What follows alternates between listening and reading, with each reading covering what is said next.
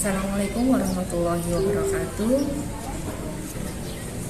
Pada kesempatan ini saya akan berbagi praktik baik pembelajaran berdiferensiasi materi bangun ruang sisi lengkung kelas 9 kurikulum 2013 mata pelajaran matematika. Namun walaupun masih kurikulum 2013, saya mencoba menerapkan pembelajaran berdiferensiasi sebagaimana di kurikulum Merdeka.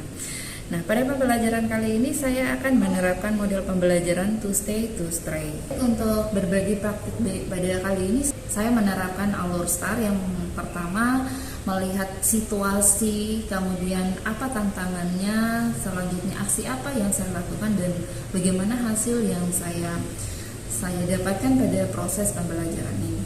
Situasi yang pertama, peserta didik kurang berminat pada pembelajaran matematika. Waktu pembelajaran untuk kelas 9 itu di semester genap itu cuma 9 pekan, dan ini menjadi situasi yang terjadi ya. Kemudian hasil asesmen menunjukkan kemampuan awal peserta didik dan juga gaya belajar yang dimiliki oleh peserta didik. Selanjutnya, tantangan apa yang dihadapi pada proses pembelajaran ini atau pada pelaksanaan pembelajaran ini? Tantangannya yang pertama, motivasi dan minat belajar peserta didik itu rendah. Yang kedua, cakupan materi yang sangat luas dan waktu pembelajaran yang sangat singkat atau kurang efisien. Nah, apa yang saya lakukan? Jadi pada proses ini, aksi yang saya lakukan yaitu saya melakukan asesmen awal. Kemudian pada saat asesmen awal ini saya melakukan juga brainstorming untuk menggali kemampuan awal peserta didik dengan tentang bangun ruang, sehingga peserta didik itu dapat membedakan mana yang disebut dengan bangun ruang sisi dasar dan mana bangun ruang sisi lengkung. Oke, kemudian yang berikutnya, meminta peserta didik secara berkelompok. Jadi dari hasil asesmen awal, saya meminta peserta didik untuk berkelompok. Kelompoknya terdiri dari 3 kelompok yang heterogen untuk membuat rangkuman materi tentang tabung, kerucut, dan bola. Karena memang yang akan dibahas adalah bangun ruang sisi lengkung. Setiap kelompok itu membuat rangkuman materi. Rangkuman materi ini dibuat oleh peserta didik sesuai dengan kemampuan atau hobi dari anggota kelompok tersebut. Jadi disilahkan peserta didik untuk membuat dalam bentuk makalah, poster, mading, dan video. Diberi waktu selama 2 pekan untuk menyelesaikan produk masing-masing. Kemudian produk yang dihasilkan akan dipresentasikan di kelas. Nah, pada saat presentasi itu hasil presentasinya itu dilaksanakan dengan model TSTS. Di sini saya akan jelaskan bagaimana itu model TSTS. Jadi, peserta didik dikondisikan ke dalam 3 kelompok yang heterogen sebanyak materi yang akan diselesaikan. Ada kelompok tabung, kelompok kerucut, dan kelompok bola. Nah, masing-masing kelompok dibagi menjadi 3 bagian. Nah, 1 bagian jadi tuan rumah, stay di kelompok, yang 2 bagian menjadi tamu atau stray di kelompok yang lain. Nah, kemudian untuk yang jadi tuan rumah ini mereka memiliki kemampuan tinggi dan gaya belajar kinestetik. Mereka bertugas untuk menginformasikan atau menjelaskan seluruh materi yang telah mereka pelajari atau mereka rangkum. Nah, selanjutnya yang jadi tamu di kelompok itu mereka akan menerima suguhan materi dari tuan rumah. Oke, selanjutnya ketika materi diterima oleh tamu semua dari tuan rumah, maka tamu akan kembali ke kelompok masing-masing membawa materi yang sudah diterima dari kelompok sebelumnya. Sampai di kelompok, semua anggota itu berkewajiban untuk menyampaikan atau mempresentasikan materi yang telah mereka peroleh dari bertamu di kelompok lain kepada seluruh anggota kelompoknya. Nah, terakhir itu dilakukan evaluasi.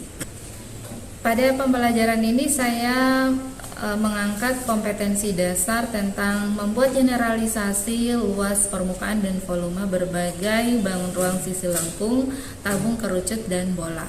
Yang ini kompetensi pengetahuan, kemudian ada kompetensi keterampilannya menyelesaikan masalah kontekstual yang berkaitan dengan luas dan volume bangun ruang sisi lengkung, tabung, kerucut, dan bola. Tujuan pembelajarannya ini ada yang pertama mengetahui definisi jaring-jaring tabung dan contoh-contoh benda berbentuk tabung, kemudian menentukan rumus luas dan volume tabung, menyelesaikan masalah tabung. Begitu juga dengan kerucut, ada 3 tujuan yang sama dengan tabung dan juga bola. Jadi kalau dilihat itu akan ada 9 tujuan pembelajaran. Nah, jadi materinya sangat luas. Kalau kita akan laksanakan pada proses pembelajaran itu membutuhkan waktu yang cukup banyak atau 9 pertemuan ya. Namun dengan menggunakan proses ini, model pembelajaran ini kita butuh pertemuannya 3 kali pertemuan atau 2 pekan itu bisa diselesaikan.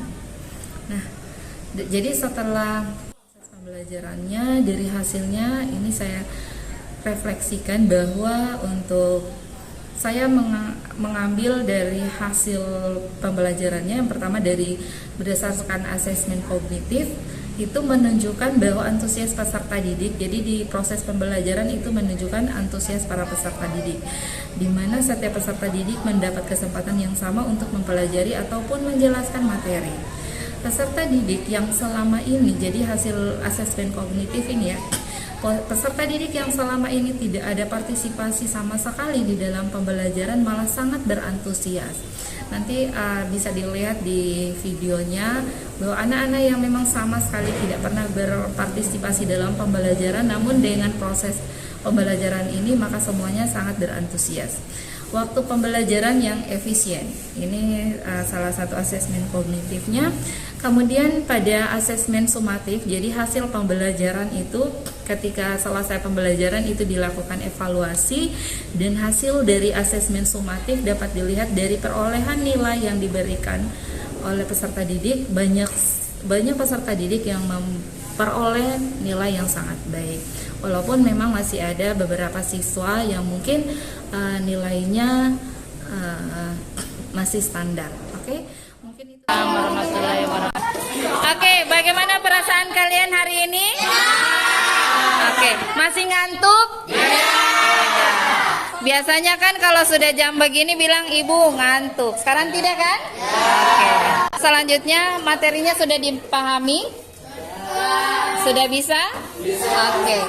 Jadi hari ini kita belajarnya berapa materi? 3. Apa saja? Kerucut, tabung, dan bola.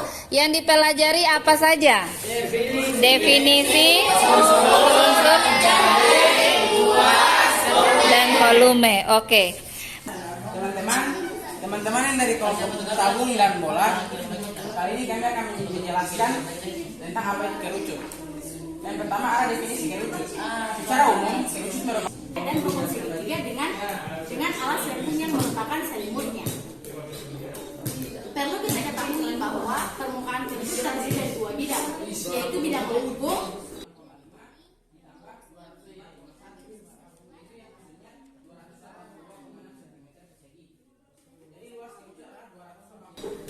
Untuk penilaian sikap pada proses pembelajaran itu, untuk penilaian sikapnya kurikulum 2013 itu kita memilih tanggung jawab, disiplin, dan kerjasama. Oke, baik, mungkin itu saja presentasi dari saya tentang berbagi praktik baik, dan insya Allah bisa dikembangkan lagi ke depannya. Terima kasih. Assalamualaikum warahmatullahi wabarakatuh. sini lingkaran, jadi DP pusat adalah